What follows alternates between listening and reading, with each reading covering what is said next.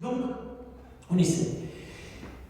Toutes les religions, je dis toutes les religions, apportent une réponse.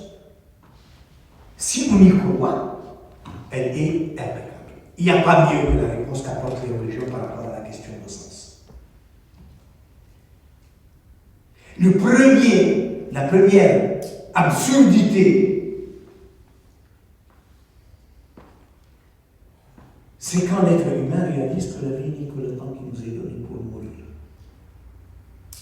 Des ténèbres du néant initial aux ténèbres du néant final. À quoi ça sert? C'est absurde. Eh bien, les religions, toutes, par rapport à la finitude de la vie, apporte la réponse, c'est la mort qui est finie. La mort n'est qu'une transition du parcours de vie que nous avons en ce moment vers une autre vie qui peut être meilleure ou pire.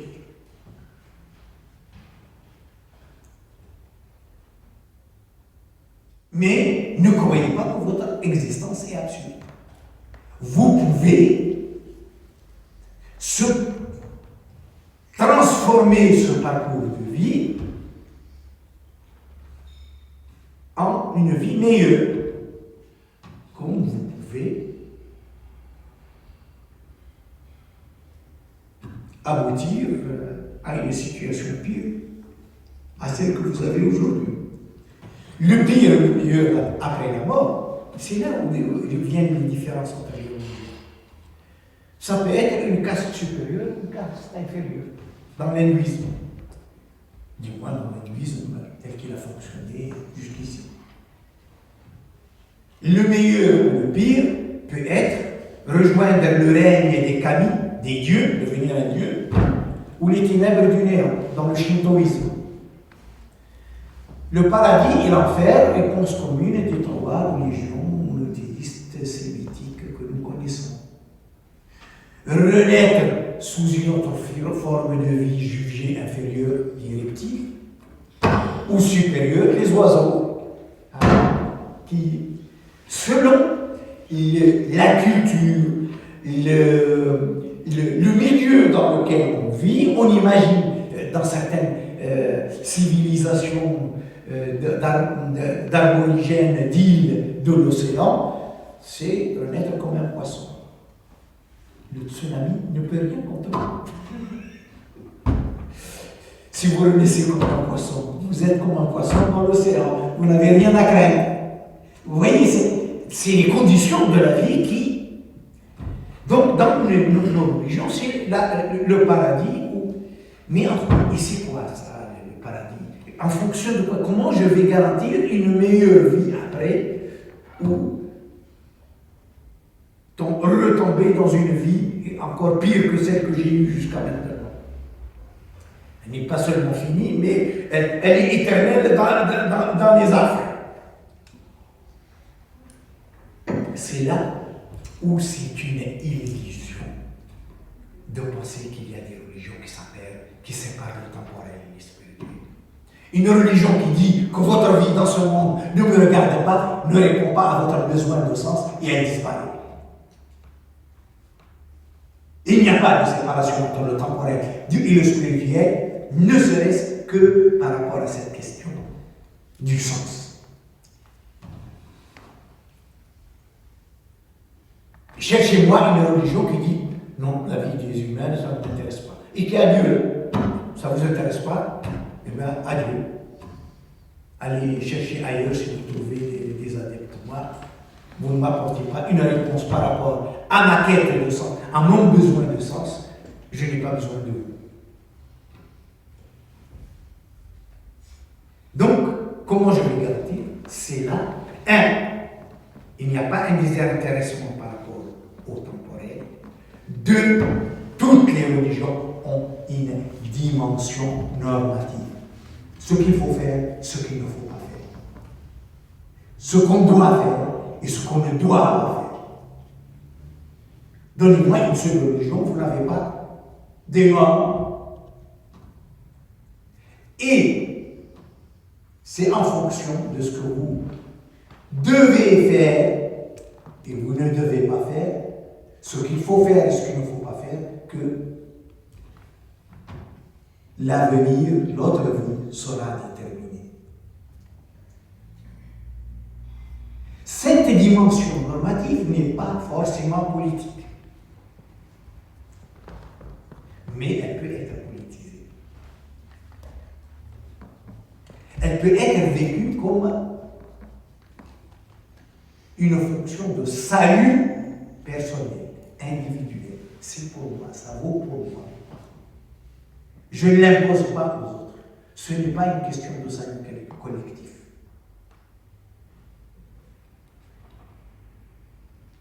Et vous avez dans toutes les religions ceux qui appellent au salut individuel. On ne sauve que soi-même, on ne sauve pas les autres.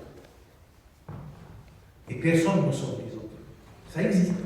Les soufis chez les musulmans, et leur équivalent chez les juifs. Les communautés monastiques. Et d'une façon générale, les religions, quand elles sont minoritaires, elles défendent leur droit à l'existence en réclamant la tolérance. En disant que je respecte votre religion, faites ce que vous voulez de votre vie, mais laissez-moi faire respecter ma religion et laissez-moi faire ce que je veux de ma vie. Je ne vous l'impose pas, mais ne m'interdisez pas de vivre ma religion. Malheureusement, les croyants n'ont pas toujours la sagesse de dire, quand ils sont majoritaires, moi je n'ai pas besoin d'imposer aux autres. Ce que je crois, ils sont libres. S'il veut y adhérer, il adhère.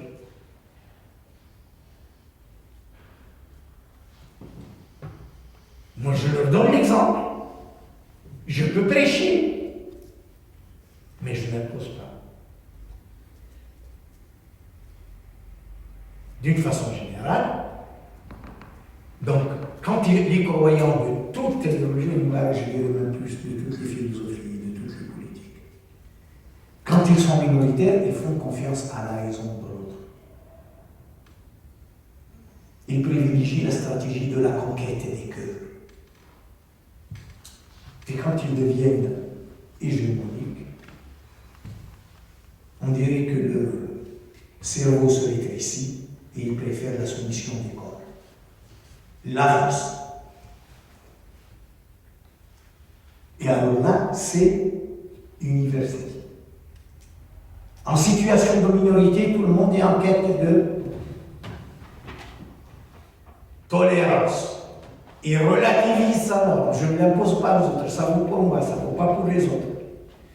Quand il devient majoritaire, ou quand il a le pouvoir d'imposer, même quand il est minoritaire, il n'hésite pas à préférer la soumission des corps à la conquête des cœurs. Comme j'ai dit, ça vaut pour les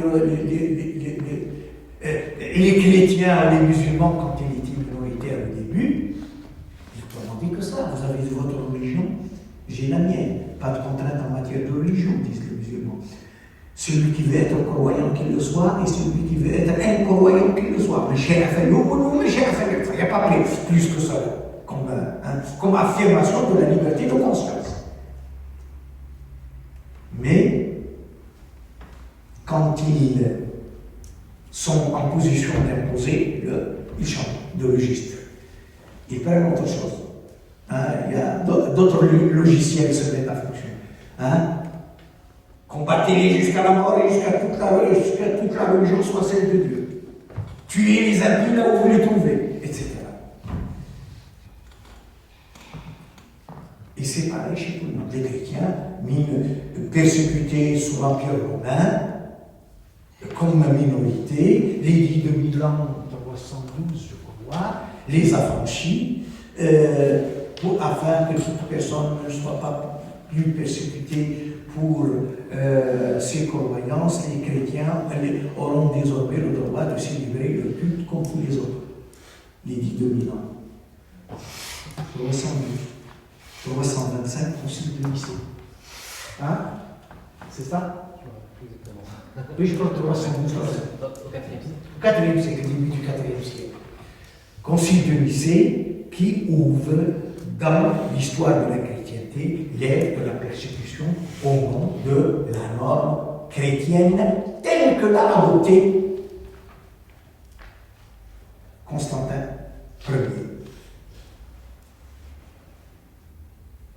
Et les premières victimes, c'était des chrétiens qui n'ont pas adopté la doctrine officielle. Et après, on l'élargit en fonction des besoins. On peut cohabiter si on n'a pas besoin d'éliminer les autres. C'est plus profitable de cohabiter, on cohabite. Mais donc, il n'y a pas. Donc, la norme religieuse, elle est équivoque. Et les textes fondateurs et les traditions fondatrices de toutes les religions sont tellement équivoques qu'on peut les mobiliser pour défendre la cause et son contraire. On discutait tout à l'heure avec les amis. En 1989, comme je vous ai dit, j'étais membre fondateur de la section tunisienne d'Amnesty International. C'était l'année de la campagne pour l'abolition de la peine capitale par Amnesty International. Et on avait un congrès à Tunis, auquel assistaient les premiers groupes des pays arabes qui viennent d'être créés dans les années 80. Et le grand casse-tête musulman pour Amnesty International, comment faire campagne pour l'abolition de la peine capitale dans les pays musulmans? Pourquoi où est le problème? Ah oui, mais la loi du talion, œil pour œil, dent pour dent, blessure pour blessure équivalente, vie humaine pour vie humaine, c'est écrit dans le Coran. Je dis, mais c'est juste aussi dans la Bible. Et d'ailleurs, le Coran, quand il en parle, il dit, il nous y avons, dans la Bible, prescrit la loi du talion, œil pour œil, dent pour dent, et vie humaine pour vie humaine. Ah oui, mais dans la Bible, il y a tu ne tueras point. C'est bien, tant mieux, il y a tu ne tueras point. Mais tu ne tueras point, je l'ai dit. Il est revendiqué par les uns contre la peine capitale. Il est revendiqué par d'autres contre l'avortement. Ceux qui sont contre la peine capitale sont pour l'avortement. Ceux qui sont contre l'avortement sont souvent pour la peine capitale. Regardez autour de vous. Hein? La carte, essayez de cartographier les abolitionnistes de la peine capitale et ceux qui s'opposent à l'avortement. Vous allez voir que. Et tous se réclament de tu ne tueras point. C'est pas tu ne tueras point. C'est l'utilisation de tu ne tueras point. Qui permet aux uns de l'instrumentaliser contre la peine capitale et les autres contre l'avortement. Et puis je me dis, êtes-vous sûr que dans l'islam, on ne peut pas échapper à l'application de la peine capitale? Alors oui, je dis, écoutez, prenons les versets où il y a la peine capitale et même tous les autres châtiments corporels. Et je vous demande de lire les versets en entier. Et j'ai pris le verset où il est question de la peine capitale. Je dis, est-ce qu'il s'appelle, est-ce que le verset s'arrête à vie humaine pour vie humaine? Alors, les non-musulmans, ils s'attendaient, ils ne connaissent pas. Je dis, pour moi, le verset, je vous montre le Coran, il ne s'arrête pas là. Qu'est-ce qu'il y a après? Celui qui pardonne à son prochain, il fait une réparation selon la coutume, et c'est une miséricorde de Dieu. Et après tous les châtiments qu'on nous présente comme des châtiments intangibles de la charia, loi divine intangible, il y a toujours pardonné, c'est encore plus vieux. Alors les non-musulmans, qui est neutre par rapport à mais pourquoi on nous dit que c'est pas possible? Ah ben c'est clair, on peut dire, pardonner c'est encore plus vieux, si ne pas appliquer c'est une miséricorde de Dieu, tout ce qu'on appelle certains les traduisent par les sanctions légales, d'autres les sentences, les versets des sentences. Hein? terme en arabe, c'est al-hudud. Hudud, c'est un terme qui est susceptible d'être interprété dans plusieurs significations. C'est la frontière, c'est la limite. Limite à quoi? Les théologiens de la théologie normative des Fuqaha, ils ont dit c'est la limite entre le licite et l'illicite, le bien et le mal. Si on ne les applique pas, il n'y a plus d'ordre. Mais il y a des théologiens qui les ont lus d'une autre façon. C'est une limite à la sanction.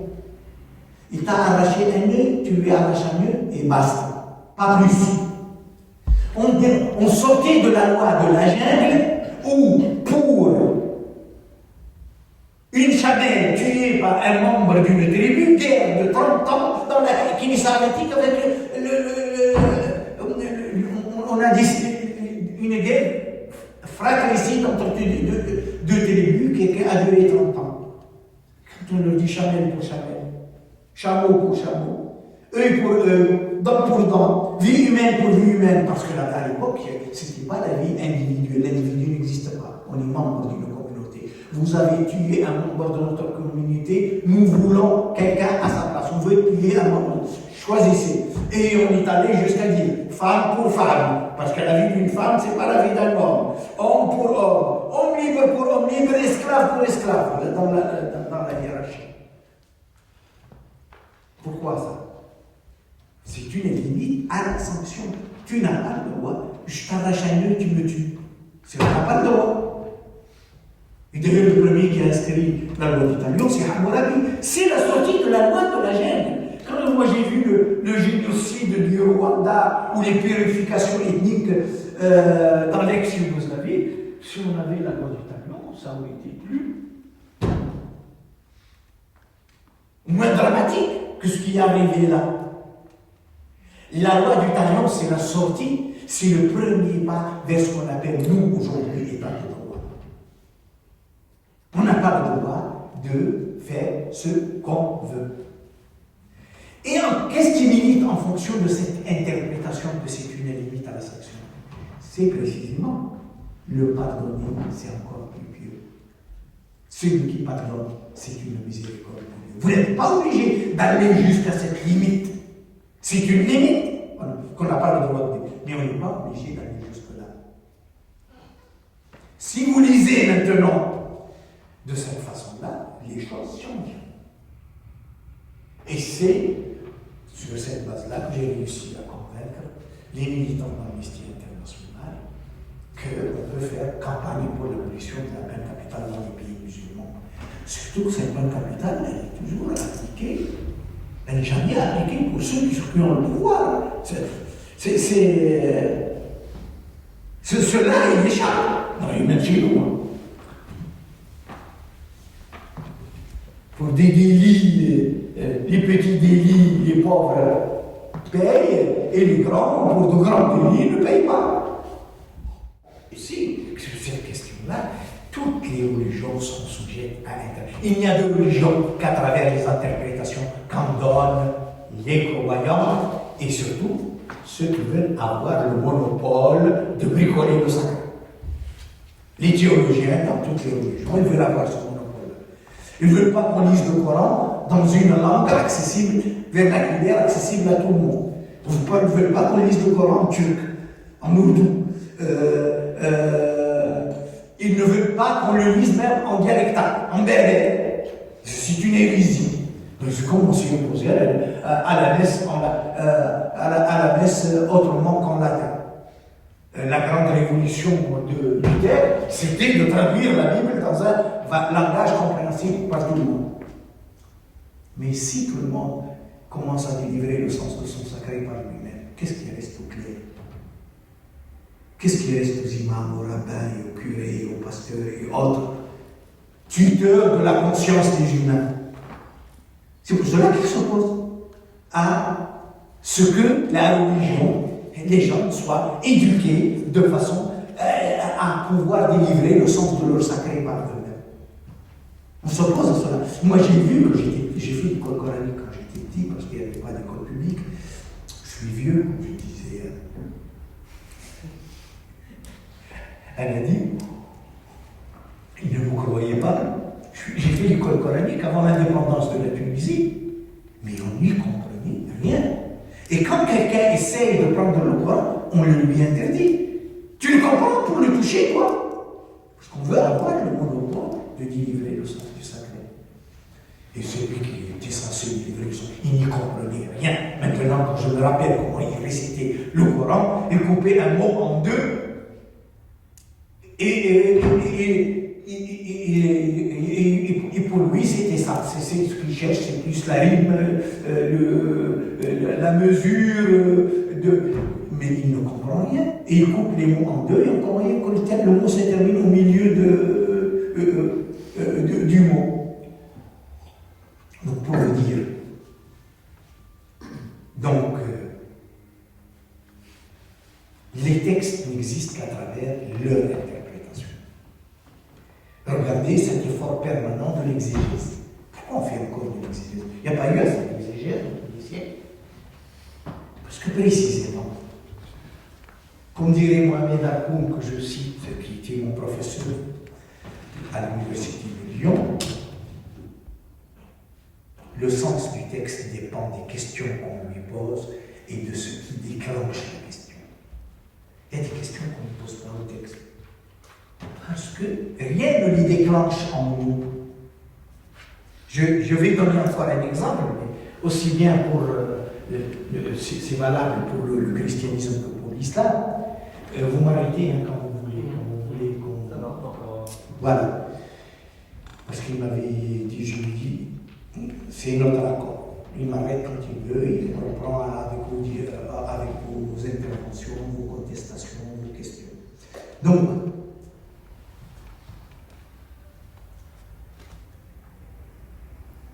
par rapport à ce qui détermine le sens, je lisais dans les exégèses traditionnelles qu'un verset qui dit la terre, et le verbe employé c'est dahaha en arabe. Et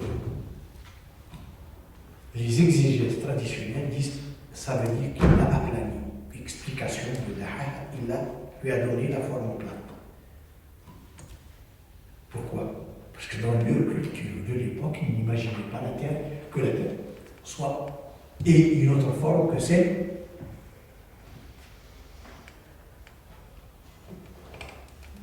du plat pays qui est le mien. Bref.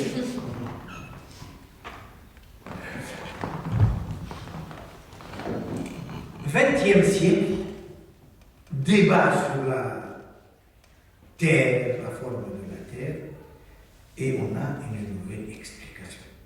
Du même verset, du même mot, ça devient dahaha, il lui a donné la forme de la dahya, et la dahya c'est le feu.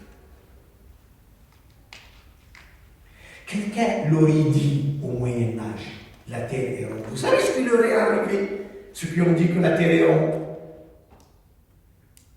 Parce que la culture de l'époque ne permettait pas une telle interprétation. Par contre, on continue aujourd'hui à dire que les enfants vont à l'école et ils apprennent la forme de la terre. Les journaux télévisés et à la télévision, on voit la terre est ronde. La météo vous montre la terre qui est ronde et comment les satellites et vous continuez à leur dire que la terre est plate, ça ne va pas. Elle ne donne plus de sens, il n'y a plus de sens. Donc il faut réactualiser le sens. Et on trouve cette formule pour dire qu'elle est. Le doyen de la faculté des sciences en 1961 disait que celui qui dit que la Terre est ronde et qu'elle tourne est un hérétique à qui il faut couper la tête. À Médine en 1961. On est encore à l'époque de Galilée. Et pourtant elle tourne. Mais il ne faut pas dire qu'elle tourne. Donc c'est ça et comment Mohamed Abdou, le grand mufti de l'Azhar, disait que Les anciens ont compris la religion avec les savoirs de leur époque. Et ils se sont appuyés là-dessus pour trouver des solutions aux problèmes de leur époque. Faire comme les anciens, ce n'est pas adopter les solutions qu'ils ont trouvées eux au 9e, au 8e siècle, ou avoir les explications qu'ils ont données, les interprétations. Faire comme eux, c'est utiliser les savoirs de notre époque pour trouver des problèmes, des solutions aux problèmes de notre époque. Et il ajoute, eux, ils avaient l'excuse de leur époque. Ils n'avaient pas d'autre savoir. Nos savoirs sont supérieurs aux leurs et ça nous impose de recouvrer le sens. Et c'est la fonction des théologiens dans toutes les religions. Renouveler l'interprétation pour continuer à contribuer à donner du sens, à répondre à ce besoin de sens.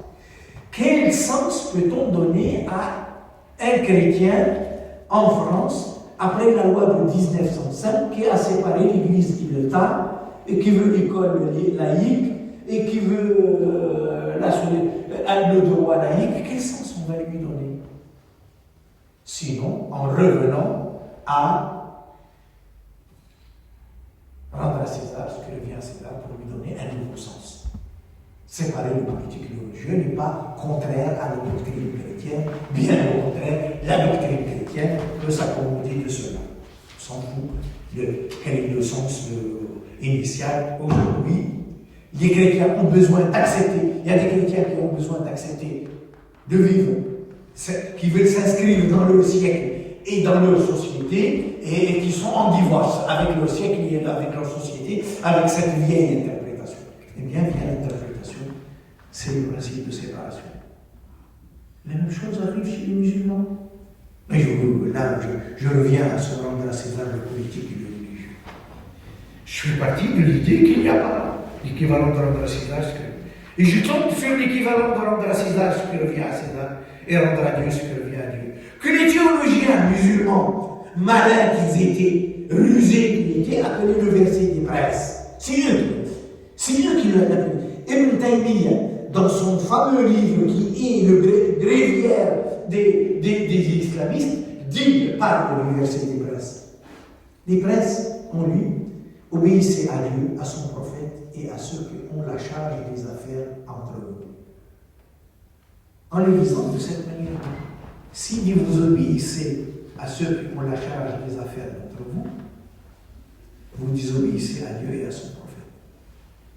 C'est une sacralisation de l'autorité des princes comme a fait Saint Paul. On l'appelle le verset des princes, c'est le seul verset sur lequel s'appuie l'autorité des princes. Il n'y a pas d'autre. Ce verset des princes, quand Kamel Atatürk a aboli le califat, Ali Abdelazar, un théologien de l'Azhar, écrit l'islam est fondement du pouvoir, et il le lit comme un principe de séparation. On obéit à Dieu et à le prophète dans la sphère du religieux, et on obéit au prince dans la sphère de l'autorité. Ça devient un principe de séparation. Qu'est-ce qui a fait que le principe de séparation a triomphé en Europe et en Amérique du Nord? C'est le triomphe de la démocratie, considérée par l'Église jusqu'au début du XXe siècle comme l'hérésie moderne, jusqu'à la fin de la Deuxième Guerre mondiale, la fin de Vichy. On défendait que la démocratie, c'est l'hérésie. Il faut que la France ne sera sauvée que lorsqu'elle retrouvera son statut de fille aînée de l'Église, et réconciliée avec Dieu. Et si elle a perdu la guerre, chaque fois qu'elle perd, la France perd la guerre, c'est parce qu'elle a trahi sa mission de fille aînée de l'Église. Il faut qu'elle revienne à sa mission. Et elle ne revient à sa mission de fille aînée qu'en réintégrant la monarchie, en réhabilitant la monarchie. Lisez toute la littérature de l'Église jusqu'à la fin de la Deuxième Guerre mondiale. Il a fallu que la sécularisation, grâce au progrès des sciences, qui contribue à la formation du sens commun, à la place de la religion, c'était la seule source du sens commun, et que la démocratie triomphe, qui donne une autre source de légitimité au pouvoir politique, pour que triomphe la séparation. Pas là. On discutait tout à l'heure, j'ai dit, on demande à l'islam d'être exceptionnel, de faire la séparation avant le triomphe de la démocratie. Le principal obstacle à la séparation entre le politique et le religieux dans le monde musulman, c'est l'absence de démocratie. Qu'est-ce qui reste au pouvoir de Sa Majesté le commandeur des croyants et de ces pouvoirs qui n'ont aucune légitimité, sinon celle, nous sommes l'ombre de Dieu sur la terre, comme disaient les monarques de l'Europe et de l'Empire ottoman. Vous allez à Topkapi, c'est écrit encore. À Istanbul, Topkapi, là où c'est écrit encore, le sultan est l'ombre de Dieu sur la terre. Donc, il faut le respecter. S'il n'y a pas de démocratie, s'ils ne tirent pas leur légitimité du peuple, comment voulez-vous séparer le politique et le religieux? C'est eux qui sont l'obstacle à la séparation du politique et du religieux. Et les bons croyants qui n'en peuvent plus, qui ne supportent plus l'instrumentalisation de leur sacré pour servir des pouvoirs corrompus, des pouvoirs despotiques, des dictatures, eux, ils ne rêvent qu'une seule chose, c'est qu'on ne sait pas qu'on mette fin à cette mascarade. Et ça, je ne vous le dis pas, c'est pas moi qui le dis. Mon père, analphabète, qui fait sa prière depuis l'âge de 17 ans, jusqu'à sa mort, il faisait sa prière. Il allait à la mosquée. En 88, il rentre à la mosquée, un discours dans la mosquée, un prêche à la gloire de Ben Ali et contre ses adversaires. Et parmi les adversaires de Ben Ali, il y avait son fils, moi. Donc, mon père arrête la prière tout de suite, claque la porte et rentre chez lui. Et il n'a plus les pieds dans la mosquée. Le commissaire l'invite, le convoque. Qu'est-ce que vous avez fait? Qu'est-ce que j'ai fait? Vous avez interrompu la prière, vous avez claqué la porte. Il dit, moi je vais à la mosquée pour faire une prière tranquillement, pas pour écouter des discours politiques. Si la télévision, les journaux, les cellules du parti, les places où vous organisez des meetings ne vous suffisent pas pour faire la politique, vous voulez ajouter les mosquées, je vous les laisse. Je ne suis pas obligé d'aller à la mosquée. Je préfère faire ma prière, une prière tranquille chez moi, sans. J'avais un cousin qui était islamiste, proche de là, fier de son oncle qui a fait ce geste héroïque, il va le remercier. Il lui a dit, mais vous voulez faire la même chose? Je suis contre eux comme contre vous. Je ne veux pas que mon sacré soit profané. Et j'ai eu cette discussion avec le mufti du sultanat d'Oman en 1995. Je suis quelqu'un soucieux de ne parler d'aucune obédience de l'islam, d'aucune religion, sans partir de ses sources. Qu'est-ce qu'ils disent de la religion? Je ne veux pas parler d'une religion à partir de ce qu'en disent les autres. Je fais la même chose avec le judaïsme, le bouddhisme, l'hindouisme, l'islam, avec toutes ses obédiences, à l'intérieur des obédiences de l'islam. Je suis allé en Syrie, je suis allé au Liban, je suis allé en Irak, en Jordanie, au Yémen et au sultanat d'Oman pour chercher les sources. Je ne veux pas dire à mes étudiants, moi, je m'institue à la place de. Et alors je lui dis, vous, les Ibadites, parce que c'est une minorité, ils représentent 1%, mais au sultanat d'Oman, ils sont majoritaires, et le grand mufti du sultanat d'Oman est un Ibadite. Comment vous en donnez? Et il m'a dit, il est islam en France. Je lui dis, vous savez, en France, il y a une loi qui interdit aux politiques d'intervenir aux religieux, en principe. Mais, je lui explique là. Et que interdit aux religieux d'intervenir dans la politique. Et il me dit, si les gouvernants musulmans ont eu la sagesse d'adopter une telle loi, je lui dis pourquoi? Il me dit, regardez, patron, je pensais à son statut de religion minoritaire. Il dit non. Le saint des saints musulmans, c'est la Kaaba. Il me dit, la Kaaba a été bombardée 2 fois dans l'histoire pour des raisons politiques par les musulmans du temps d'Abdelmalik ibn Marwan, Hajjaj ibn Yusuf, contre Abdullah ibn Zubayr, et Kaaba a été, non seulement la Kaaba a été bombardée, les femmes des compagnons du prophète et les survivants des compagnons du prophète ont été violés. Et il a dit, là, jamais on a connu une aussi grande profanation. Et il y a eu après avec les Karmates, qui l'ont emporté, la Kaaba, carrément. Ils voulaient la mettre ailleurs dans leur territoire. Donc, il m'a dit, s'il n'y avait pas ce mélange entre le politique et le religieux, est-ce que ces lieux saints qui ont été institués avant l'islam, la Kaaba a été un lieu sacré dans lequel il ne peut pas faire de la violence, on ne peut pas recourir à la violence. Il m'a dit, au Xe siècle, les théologiens musulmans discutaient sur une bête féroce rentre dans l'enceinte de la Kaaba, a-t-on le droit d'utiliser la violence et de la tuer dans l'enceinte de la Kaaba? Après des discussions, longues discussions, ils ont abouti, non, le sacré est incompatible avec la violence. Il faut utiliser tous les moyens pour la sortir de la Kaaba et de le tuer en dehors de l'enceinte de la Kaaba. Il m'a dit aujourd'hui, regardez, les Iraniens, les pèlerins iraniens et les Moutawirines, les théologiens saoudiens, s'entretuent dans l'enceinte de la Mecque. Il a fallu les gilets français, on les a amenés pour qu'ils les sortent, qu'ils interviennent. Et comme ils ne sont pas musulmans, il dit qu'un musulman ne peut pas entrer dans l'enceinte de la Kaaba, voire même dans le Hijaz, voire même en Arabie Saoudite, selon certains Saoudiens. On a dit, la fatwa, on va leur faire prononcer la profession de foi dans l'avion. On leur a fait répéter la shahada, pour qu'ils puissent accomplir leur mission. C'est une mascarade, il m'a dit, c'est une profanation de leur sacré. Et il m'a dit la même chose. Le mois sacré, parmi les mois sacrés, le mois de Ramadan, institué avant l'avènement de l'islam, pour qu'il n'y ait pas de razzia pendant les mois sacrés, pas de violence. On suspend les razzias à laquelle se livraient les tribus nomades de l'Arabie avant. Il m'a dit, regardez, aujourd'hui, pendant le mois de Ramadan sacré, on tue des enfants musulmans dans une mosquée en Algérie. On était en plein, je suis allé quand j'y ai rencontré. Il m'a dit, c'est pas une profanation de notre sacré, ça.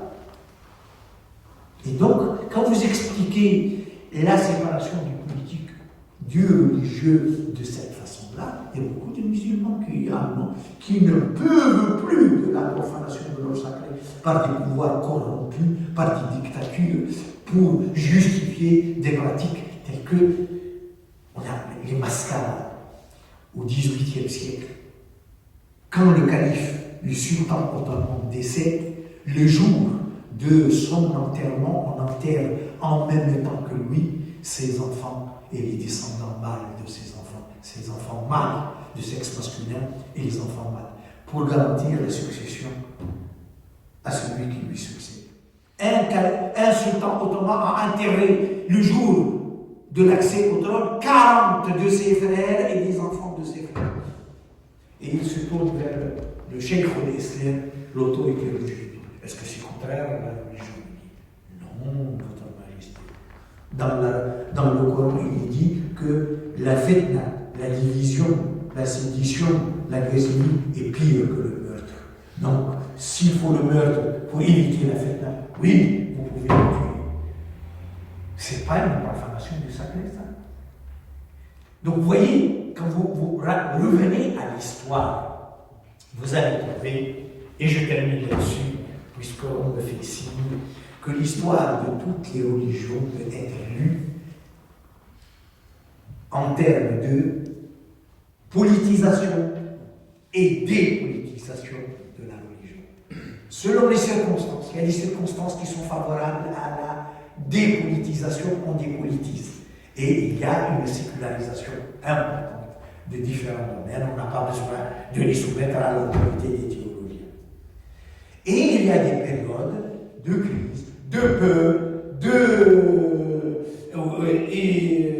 de volonté de tout, d'omnipotence, Et là, on assiste à une politisation du religieux. Le christianisme l'a connu, l'islam a connu des périodes de politisation et de dépolitisation. Et contrairement à ce qu'on croit, l'excès de politisation engendre en réaction une volonté, un désir de dépolitisation, de séparation. En réaction à cet excès de politisation, si vous permettez un dernier exemple qui rappelle dans le monde musulman ce qu'a un Napoléon Bonaparte. Bourguiba, quand il avait sa légitimité au début de son règne, il était élu. Personne ne peut dire que Bourguiba n'a pas été élu, réellement élu, en 1959, lors de ses 2 premiers mandats, ou ses même 3 premiers mandats.